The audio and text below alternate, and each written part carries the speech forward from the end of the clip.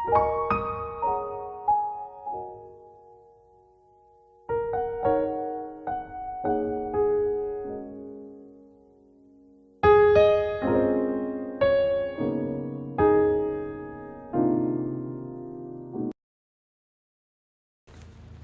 year of college, second gap year, 20 years old. Osamu has to take the bullet train from Osaka to Tokyo, so he can go to his class, ending up with almost 6 hours of commute per day. His sleep schedule is packed up, but he looks better than last year for some reason. Atsumu is still unemployed, so he offered Osamu him to help him around with his startup business. Why are we doing this? I thought you were studying to be a cook, not a mechanic, he asked, frowning at the beat-up food truck his brother got from their uncle last week. So if gonna handle this stuff? What if he messed it up further? His twin was covered in grime and was pretending he knew how to fix an engine. Atsumu himself is helping him, safely placed 20 feet away from the damn thing. It's expensive, so I might as well repair it myself, Osamu explained, proudly smiling at whatever he was doing. Besides, it's not like it actually has to be driven. I just need it for a stand, right here, in front of the house. Like Ma would allow it, he scoffed. She says she don't mind. He brought out smartly. Well, it's not like anyone would buy from your dirty old truck either. It looks like trash. It was really that bad, but his point still stands. No one would want to buy from his brother if his truck looked like it had been haunted for the last decade. That's why I gotta renovate it first, you genius. Osamu himself scoffed, dusting his hand off as he stepped back to look at his hard work. I don't think I will hit it on time though. What do you even need this thing for? He reluctantly asked. The purpose of one of my business class gave us an assignment to try to sell our own product to the public. Can't you have I don't know, sell it to Ma or something? He yapped at the sop on his arm, rubbing it with a paw. It need to be a real business situation. That's what the test is about, his brother explained as they go back inside the house. Besides, this is a good opportunity to start my real business, don't you think? Atsumu want to punch that hug excited smile out of his face, but that's probably just his sibling instinct kicking in. Whoa, what happened by your food? Don't you need marketing and such? He wondered out loud. Or do you plan to go and sell it to house? I got some order already actually, Osamu pulling out a notepad from one of the kitchen drawer. Kitasan Granny, Mrs. Ojiro, the Shinazugawa family, and from an old coach from middle school. That many already, he asked, shaking his head. But they are all people we know, Samu. If you want to sell, you need a better reach. The younger hummed in contemplation. Atsumu might not know a lot about how business works, but as far as he is concerned, if someone wants to make it big with a product, the public rating and interest fall heavily on its success. If Osamu only tried to sell his food to people they are already acquaintance with, he would not move forward anytime soon. Stupid brother! What does Atsumu send him to college for then?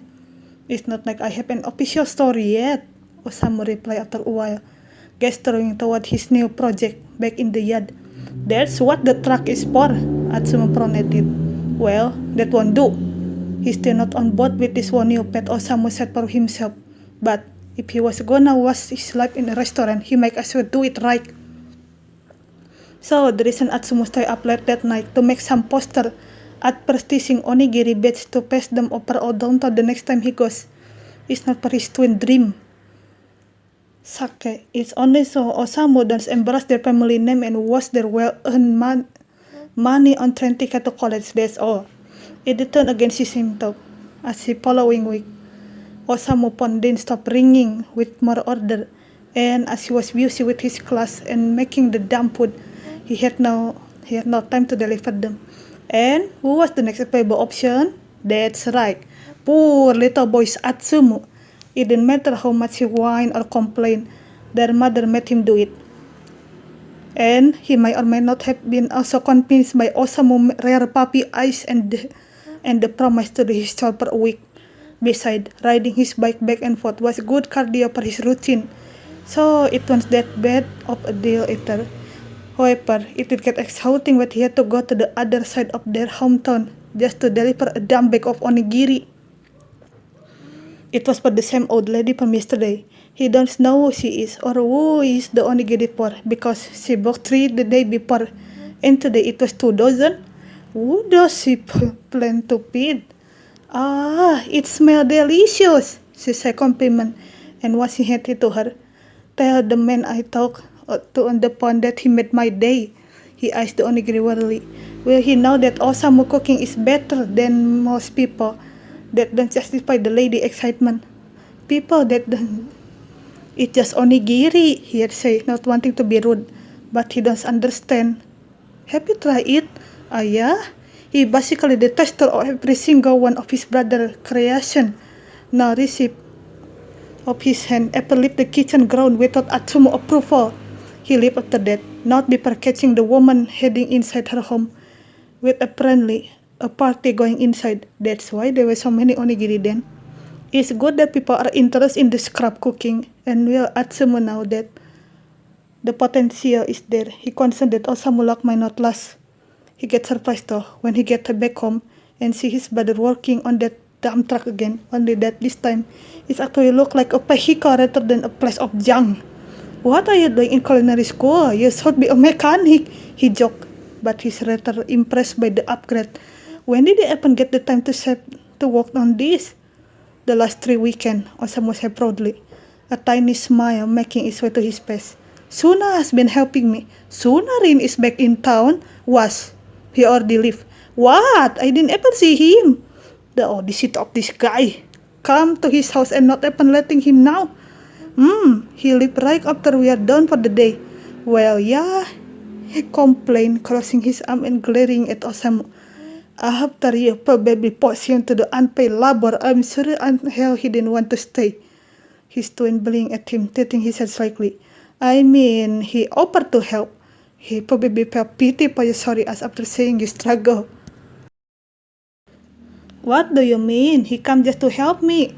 All the way from Shizuoka? He shrieked, astonished by the revelation. That damn hopeless Sunarin bastard. When does he plan to actually confess? He sang, glancing toward the truck yet again. Not that he want to admit it, but it looks really good now. Maybe Osamu will fantasy of it being a food stand right in front of their house once to parpets. Does this mean I finally prepare my delivery boy service? He begged and beamed when Osamu nodded. God damn, finally! That remind me, the younger said, as he dig into his pocket and retrieved a small envelope. Here, it's not much, but I'm thankful for your help. This last few weeks, Atsumu looked curiously at the given thing and pried it open to find a few bills in it. Was it already there but and he forgot? Why was Osamu giving him money? What is this, Samu? He asked in confusion. Surely this crap was trying to pay him, right? He don't even have a real restaurant yet. What do you mean? That's your payment. His twin replied with a chuckle. You did a lot for me, so this is only fair. But what about your shopping? He wondered with a worried expression. Don't you need as much as you can? Since Atsumu had forbid Osamu from using their life saving for his dream, even if he didn't mean it seriously, his brother had started saving every little yen he gained, and well, it was much yet. The last few sales could give him a slight boost in his budget. His son was in on Atsumu. He does need it. I don't need charity, Samu, he complained yet again, trying to hand the envelope back to him. You should save it for yourself. You're literally jobless right now, Sumu. Osamu deepened and Atsumu tried to keep him but the scrap dodged. And while I won't know it won't be for long, you did work a lot that day, so I want to thank you for it. Cook for me then, don't waste your money, scrap. They went back and forth with it for a while, and it escalated to them resting on their pots for all the neighbor to see. Their mother had to come to scold them, and it all ended with Atsumu having to accept his payment. But that's okay. He will just slip it back onto Osamu's wallet with the scrap once paying attention. He continued helping his brother for a few weeks until his brother had finally finished renovating his food truck and got the necessary sanitary permission for it. So he started his small onigiri stand. Atsumu was surprised but certainly pleased when he came back home after his practice on Osamu's first afternoon selling and found a hagu line that almost went around the block. Did many people like his twin cooking? Not that he disagreed, the scrap got talent, but still, he didn't know his reach had broadened so much. When he got near the house, he considered that Osamu seemed pleased, busy, but pleased. Atsumu is still not that thrilled by his onigiri business, but if his scrub wants gonna hurry when there's so many customers waiting, then he might as well help. Go back to preparing the damn food. I will take the order. He pushed the other out of the way, much to Osamu's surprise. Well, don't just stay there. Go back to what, idiot? The younger blinked twice, but ended up beaming and went back to prepare the pending order. Neither of them managed to take a break until they ran out of ingredients, and by that time, the sun had already set. All they wanted to do was collapse on their bed and not wake up until a week later. Who knew that selling onigiri was such a tiring issue? However, before they could even manage to at least collapse on the couch, the landline started ringing. Atsumu sure as hell won't answer it, so he kicked Osamu toward it so he could hug the couch. His brother threw him a pillow, but that's fine. He cannot feel anything, or his muscles are too sore to care. Hello? This is the Miya household. Osamu snapped his head at him with wide eyes. He's right here. Give a second. What? He mouthed, confused by his twin odd behavior. It took him like 2 seconds, but Osamu smiled at him and gestured to the phone. Sumu, the black Jaka manager is on the phone. Never had Osamu ever moved that fast in his life. He had got up and dashed to yank the phone from his brother's hand. Yes, I'm Miya Atsumu. The next few minutes were mostly a blur for him. If it was for Osamu taking note of everything the man over the phone was explaining, he sure wouldn't have known what he needed to do after today. His waiting time was over. Musubi has finally reached out to him after almost a year and a half to hear him for the team. His long-awaited dream was finally coming true. There was still one puzzle piece missing though. Sumu! This is Hug! His brother congratulated, shaking him from the shoulder as Atsumu stayed still, processing what had just happened. We have to tell Ma. She will be happy. I'm so happy right now, damn it! Osamu kept blabbing about how big the news was, and so on, recalling what Musubi manager had told Atsumu about how excited they were for him to join them and such. But he could only think about one sort thing. Yes, he has managed to get on a team. He will start next month in Osaka. He will have to move there. That means less time at home, less time without Osamu. Osamu will probably stay here after he graduates. Osamu, his twin that has been separated from him for more than a week since they were born. Osamu, the stupid bastard that doesn't want to play volleyball with him anymore. Atsumu is finally moving forward with his career. He should be thrilled about it, and he kinda is, but he cannot seem to enjoy the moment properly. Not when he knows this only means they will keep drifting apart. Oh, Sumu, don't cry. This is a good news. Oh, was that the noise he was hearing? Himself crying? They are happy to scrub, he choked out, letting himself be enveloped in hug. This is the best fucking day of my life. Can't you see? Right, happy tears. If Atsumu cried harder after he broke his head on Osamu's shoulder, as the younger one cuddled him, that was between himself, his brother, and God. Third year of college, first year of Musubi, 21 years old. It's not like he was a crybaby all the time, contrary to what everyone else say. Yes, he's don't whine when the thing don't go his way, and he's moved to tears pretty easily, but it's not like he cry every single day. If he does nipple here and there to Osamu in their daily checkup, it proved nothing. To be completely fair, those video calls were his brother ID, or well, kinda. They had been missing each other more than what they would have little to admit. So Osamu had called him one night just to have a little chat with him, as they did all the time before going to bed. So it was just them talking as they did mundane things, like tonight, where Osamu is working on some of his assignment, while Atsumu is reviewing his schedule for next month. I think I visit you and Ma in 2 weeks, Scrub, recalled, adjusting his sleep out.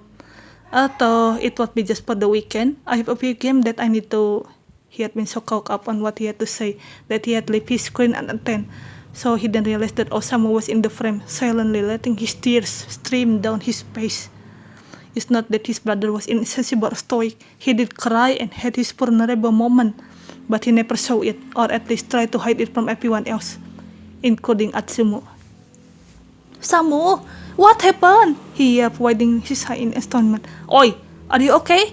I cannot. The younger mumbled, shooting his laptop out only to yank his own air in clear distress. I just cannot. You cannot what? What's going on? He urged to know, getting angsty himself. Samu, you idiot! Talk to me! His brother breathed in and out a couple of times, trying to calm himself enough to ensure. Each second that went by made Atsumu more restless as he could hear his twin choking on his own spit as he sobbed. Seeing Osamu like this is not something he used to. After a while, the younger one seemed a little more put together. Sorry, I'm just stressed. His twin tried to play off, clearing his throat as if his voice didn't sound hoarse as shit. I think I will go to bed. Sorry, Sumo. Keep telling me more about your visit tomorrow, Atsumu scoffed and glared right back at his brother. You think I pretend that didn't just happen? Fuck you, stupid brother! He scolded, making Osamu hoop in frustration. Don't give me an attitude, mister. Tell me what's going on and that airhead mind of yours. Drying Osamu discomfort out of his mouth once that had. All he had to do was threaten him that he would call Kita-san to pay him a visit. That alone was enough to make Osamu start talking. Apparently, his twin had been feeling weighed down for a long while. Since starting his current semester, he met people that are more talented than him. Professors become stricter. His grades start dropping a little. In conclusion, Osamu was going to eat, and it came to the point that he's not sure he chose the right decision for his life. Maybe I should have listened to you all along, his twin sniffed with a self-deprecating smile. I should have stayed with volleyball. It was easier. This could be an insanely good opportunity for Atsumu. Maybe this was the breakthrough he needed for Osamu to come back to him volleyball. For some reason, Atsumu himself felt conflict.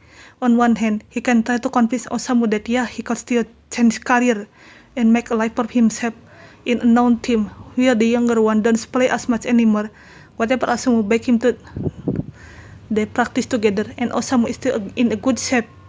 On the other hand, he has never seen Osamu so devastated as he did right now. He seemed ready to leave everything he had worked hard for, all that just for his insecurity. Osamu was always worried about how other people perceive him, contrary to Atsumu, who couldn't care less about what some random thought about him. But his younger brother was not like him. Every little comment or point look made Osamu self-conscious, even if he didn't show it outwardly. Atsumu knew him well enough to catch when it happened.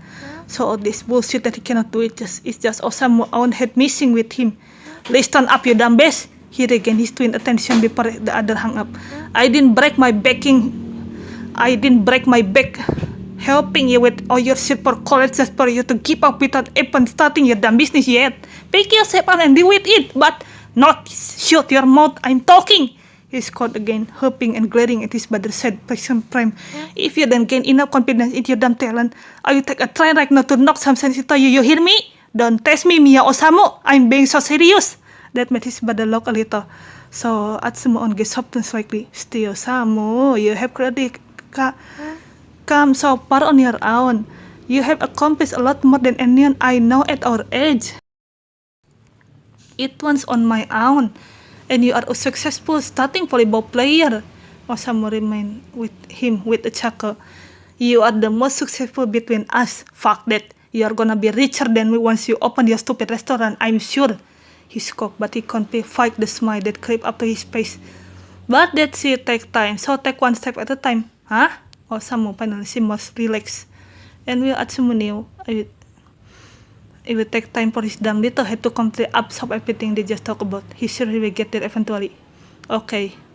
Thanks, Sumu. Osamu whispered, rubbing his eyes. That will help a lot. Anytime, scrub. He might have lost his biggest opportunity to pull Osamu back into volleyball life. But for some reason, Atsumu found that it didn't quite matter anymore. 4th year of college, 2nd year of Musubi, 22 years old. Atsumu was absent for his final game for the season tournament. He didn't care about his manager warning or the public opinion. His brother was graduating. This was more important than a simple qualifier game.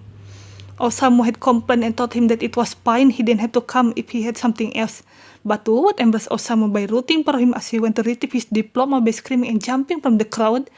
Their mother had been so happy too, crying as she took picture of Osamu. She also took same picture with Joseph and Atsumu.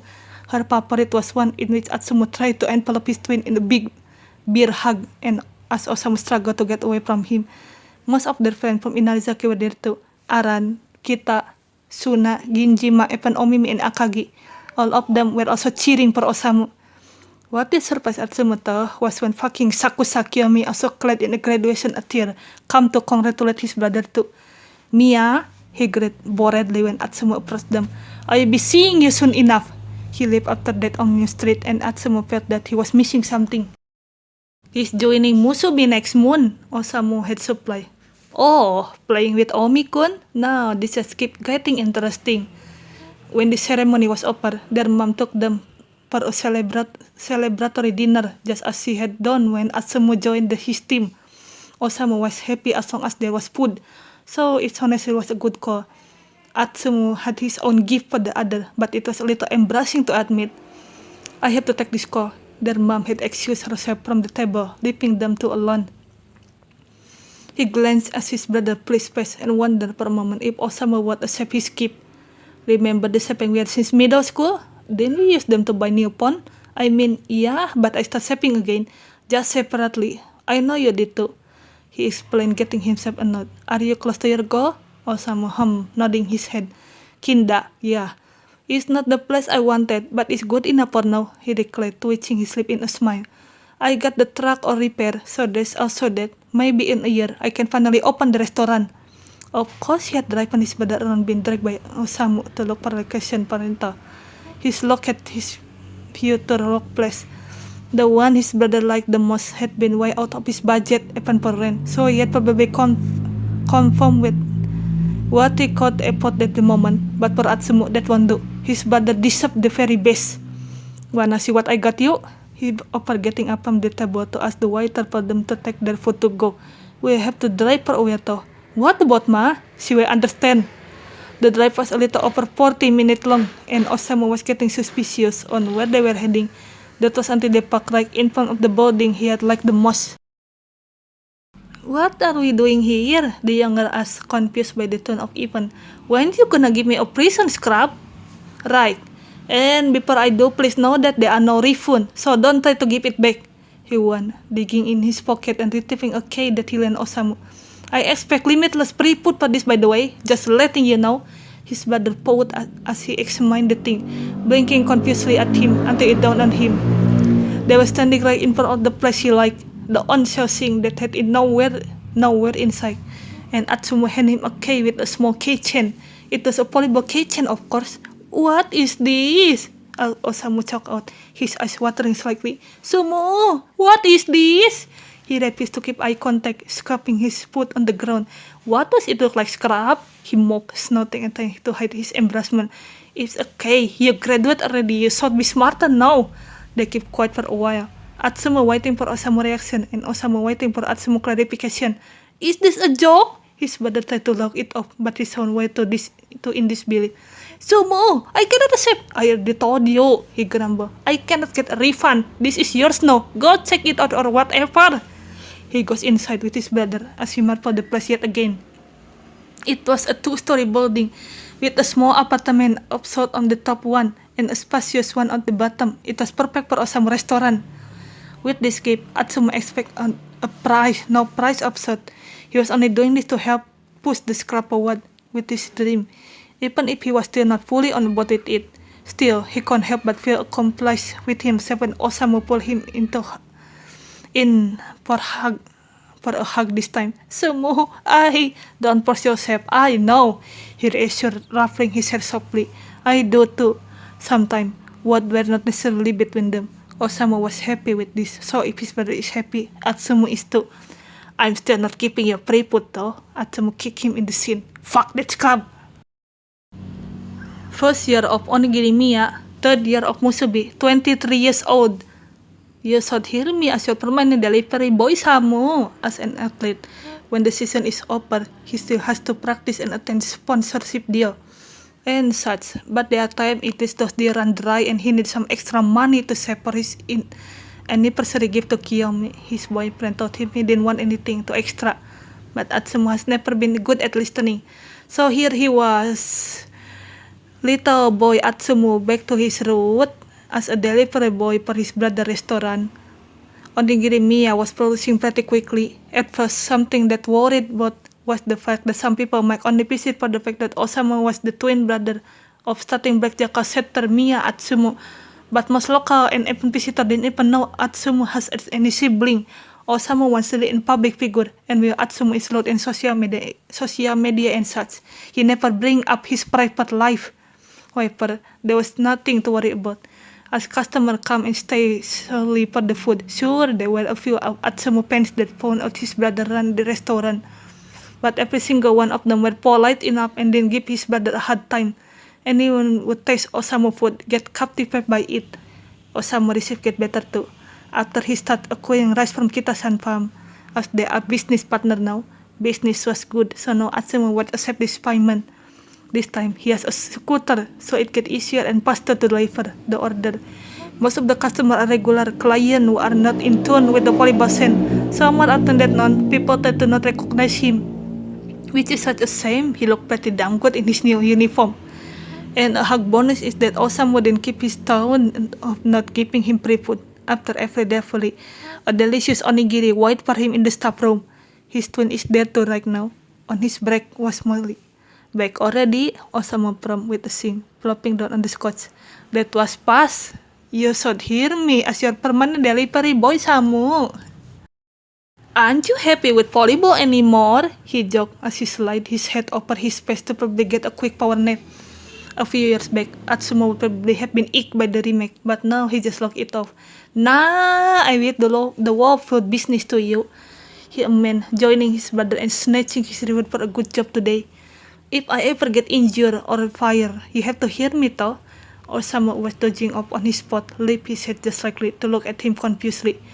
For some reason, or the memory of the time that Atsumu had complained about Osamu's career choice come back to him. The red pulling in his gut, now that he recalled just how mean he was to him. He was petty and so distraught by the fact that they were drifting apart that he blamed it all on Osamu and his dream. So now he's afraid that he himself was the reason they were actually getting farther and farther away. If he had unknowingly pushed Osamu away, he would even be to entertain the idea of forgiving himself. But his brother still talked to him, still play along with his shenanigans, still call him every week and text him every day. Still call him his favorite person, even above Sunarin. Samu is still Samu, even if he had chance, even if Atsumu was a jerk to him for a long while.